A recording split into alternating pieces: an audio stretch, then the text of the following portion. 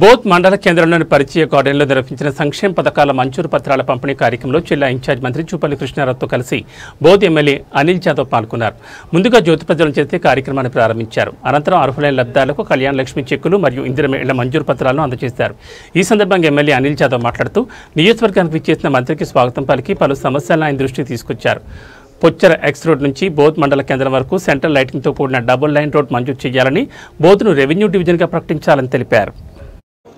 దేగమ ఏదైతే ప్రాజెక్ట్ ఉంది ఆ దేగమ ప్రాజెక్టులో గత ప్రభుత్వాల నుంచి ఎన్ని నిధులు వచ్చినా కానీ ఇంకా దాదాపు 150 ఫ్యామిలీస్ నీట ప్రతి ఏటా నీట మురుగుతా ఉన్నాయి. కాబట్టి పాములు తేనెలు వాళ్ళ ఇళ్లతో వచ్చి పిల్లలు ఇబ్బంది పడుతూ ఉన్నారు, పెద్దవాళ్ళు ఇబ్బంది పడుతున్నారు. కాబట్టి గౌరవ మంత్రి గారు వాళ్ళ 150 ఫ్యామిలీలను కూడా ఆదుకోవాలని చెప్పేసి రీహాబిలిటేషన్ గా వాళ్ళను పైన వేరే ప్రాంతానికి చేసే విధంగా వాళ్ళకు సహకారం చేయాలని చెప్పేసి కూడా కోరుతూ, ఇప్పుడు మీరు అందరూ ఎదురు చూస్తుంటే మన ముఖ్య అతిథి బోత్ను రెవెన్యూ డివిజన్ చేయాలని చెప్పేసి చాలా మంది కోరుతున్నారు. కాబట్టి అవసరం లేదా సపోర్ట్లు వస్తేనే వద్దు, మరి సపోర్ట్ కొట్టడం చేస్తుంది రెవెన్యూ డివిజన్ ఆమోదాయి.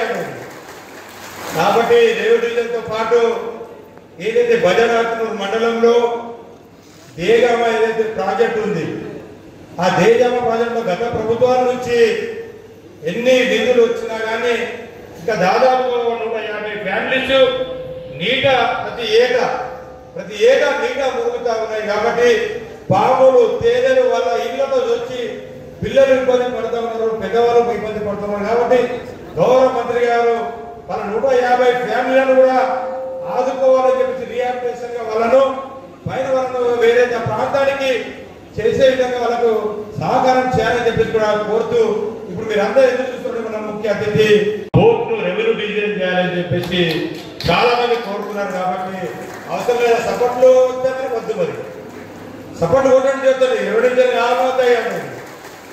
కాబట్టి రెవెన్యూ డివిజన్తో పాటు ఏదైతే బజారాత్మూరు మండలంలో దేగమ ఏదైతే ప్రాజెక్ట్ ఉంది ఆ దేగమ ప్రాజెక్టులో గత ప్రభుత్వాల నుంచి ఎన్ని నిధులు వచ్చినా కానీ ఇంకా దాదాపు 150 ఫ్యామిలీస్ నీట ప్రతి ఏటా నీట మురుగుతా ఉన్నాయి. కాబట్టి పాములు తేనెలు వాళ్ళ ఇళ్లతో వచ్చి పిల్లలు ఇబ్బంది పడుతూ ఉన్నారు, పెద్దవాళ్ళు ఇబ్బంది పడుతున్నారు. కాబట్టి గౌరవ మంత్రి గారు వాళ్ళ 150 ఫ్యామిలీలను కూడా ఆదుకోవాలని చెప్పేసి రీహాబిలిటేషన్ గా వాళ్ళను పైన వేరే ప్రాంతానికి చేసే విధంగా వాళ్ళకు